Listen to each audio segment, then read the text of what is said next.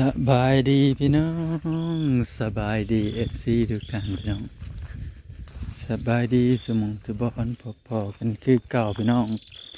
สองน้องอลินโอ้ยพี่น้องเลยอย่าพาเอาทิมพาปลาเด้อบ่ได้ไปทางใดพี่น้องค่าให้ค่าหน้าเผาหน้าแห้งแล้งพี่น้องเลยมื้อนี้กะได้โอกาสพี่น้องลงมาของลงมาบ้านแต่เช้าๆเนาะมาถ่ายบรรยากาศน้ำโขงริมน้ำโขงให้เบิ่งพี่น้องเลยหมักพริกกำลังออกเลยพี่น้องหมักพริกกำลังเป็นนี่ตะกี้นั่นปลาหกเหื่อปลาใบยะนางพี่น้องอันนี้ใบยะนางหมักพริกกำลังเนาะขั้นแบะบ่กินนี่แห้งกะงามเลยพี่น้องเลยอันนี้แบะพันมากินวางงามแรงมันเลยกูดเลยจังฝนตกมาใส่มันกำลังแตกงอกออกมาใหม่บ้านนี้กำลังแตกดอกแตกมาพริกเพชรได้มาพริกเท่าแม่นี่ไปกินกับยอมรับเบอร์สันเพชรนะพี่น้องมื้อนี้เฮาสิมายามรอบเนาะยามรอบถ้าพอนะมื้อนี้เฮาสิมายามรอบผีเชื่ออันนี้แมงกระเบื้อบ้านข่อยเอิญแมงกระเบื้อบ้านเพิ่นเอิญแมงผีเชื่อว่าซั่นมื้อนี้ครึ้มฟ้าครึ้มฝนพี่น้องเอ้ยฝนก็จักยามใดจังสิตกจะแม่นเพิ่นแห้งแล้งก็ได้ข้าวหน้าหวานกำลังแตกงอกออกใบปัดแดดมันมาหัดบ้าน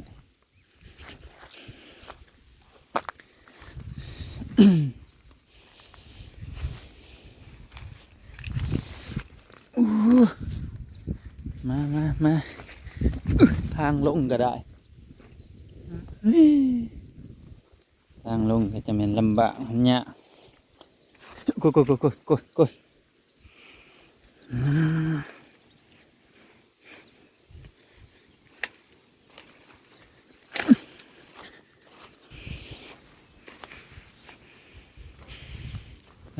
เหงื่อก็ขึ้นสะดุดเครือตกน้ำนี่เราห้อยโทรศัพท์ตายขอร้อ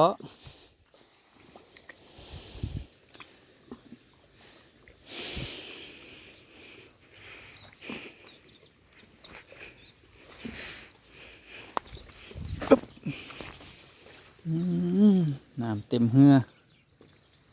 ขออนุญาตช้าน้ำกันเด้อน้ำเต็มเหือเลย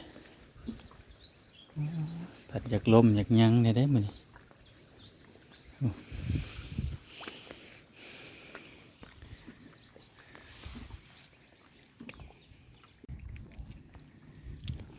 สายเข่งได้กตีเหงื่อย่างก็ได้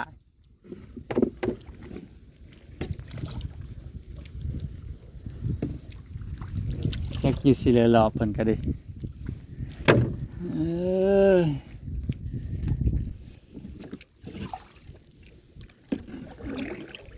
น้ำยังหลงอยู่นี่ฮะกำลังจะขึ้นนี่แหละฝนตกหรือแห้งว่าถึงเนินเนาะไปจังซ้ายเข่งแท้เข่งขี้หินบ่ฮะห้อง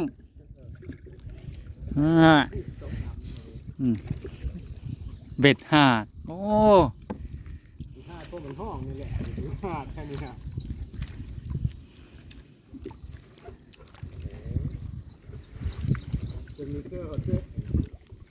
มันห้อง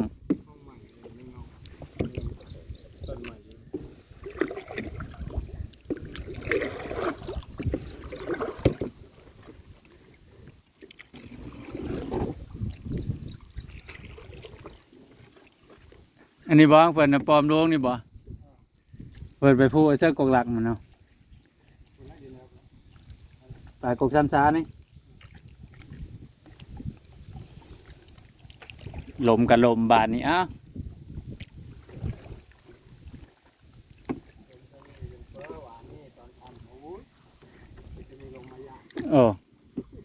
ลมแห้งบ่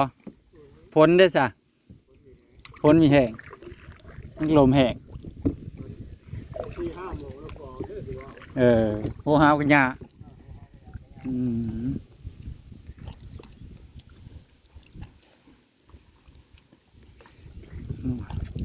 เสือเพกันยานแต่แล้วอยู่นะห้องกันแล้วชนะฮะมันห้องกันแล้วเพนั่นยาวอยู่เพจ้ะน่ะเนาะ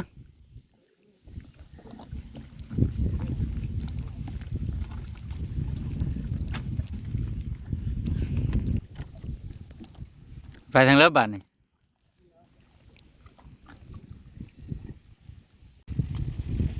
มันมานพี่น้องมื้อนี้มันมานได้2 แต้มเด้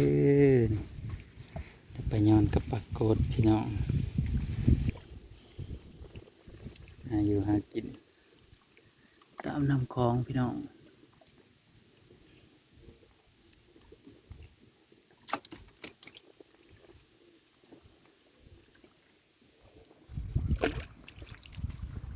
ดินเดือบๆตกนะสะดัง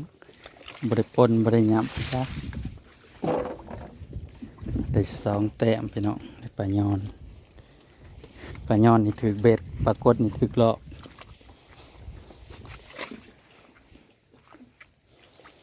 น้ำก็เริ่มสิขึ้นอีกแล้วเพิ่นว่า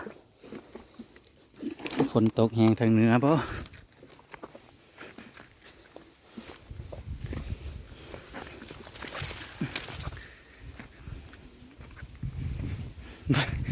ยามเบ็ดก็บ่ได้ตำเหยื่อ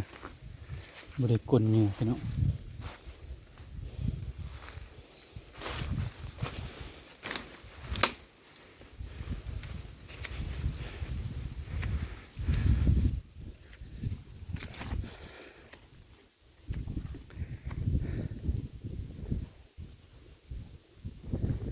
น้ำเริ่มลงนี่แหละเจ้าหาตึกปลาน้อยได้ก็บ่จังเนาะ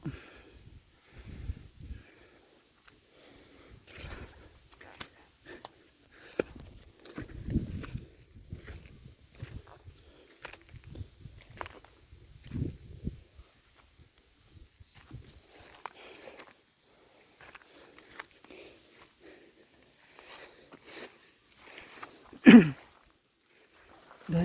2 แต้มก็ยังมีแฮงพี่น้องเอ้ยเมื่อยพายเหงื่อ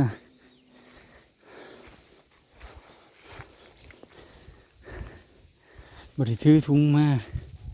กระสันเก็บหมักพริกนี่เด้อนี่พริกกระดกขนาด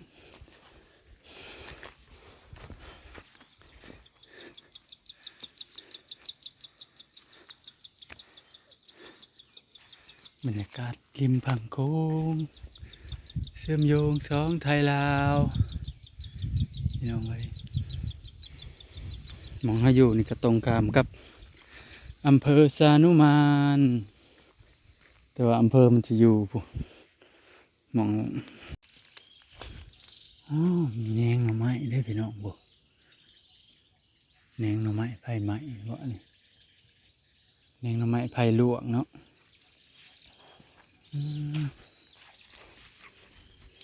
นี่ก็ไผ่ลวก สิออกอยู่บ่บุญปีนี้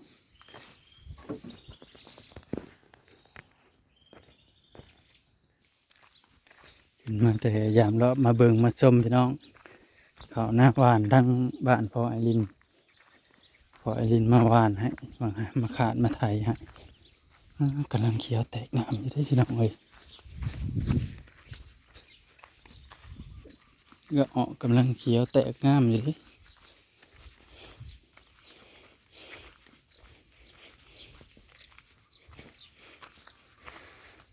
สีเขียวกจีอยู่ตัวหวานก่อนอันนี้หวานน้ำลังเนาะตัวนี้หวานน้ำลังมันกำลังแตกพี่น้องเลยจะว่าตัวออกตัวบ่อไปจากหากแต่ทำผูเขียวกจีอยู่ได้พี่น้อง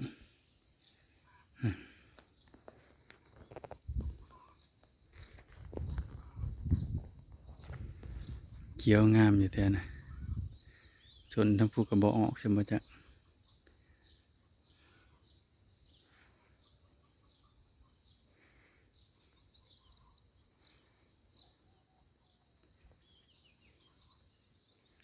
ส่วนแถวไหนแตกเขียวงามพี่น้องทางเทิงก็แตกเขียวงาม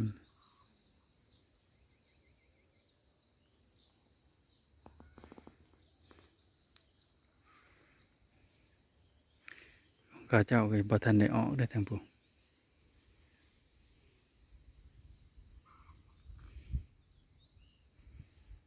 ฝนก็บ่ตกมาใส่เนาะของข้าเจ้านี่แห้งกระเต็กพี่น้องเลยแห้งแก่งพี่น้องเขาก็ปลอปลาแหล่จักสิเป็นอะไรตัวนี้จักสิได้กินได้บ่กันนี่เนาะ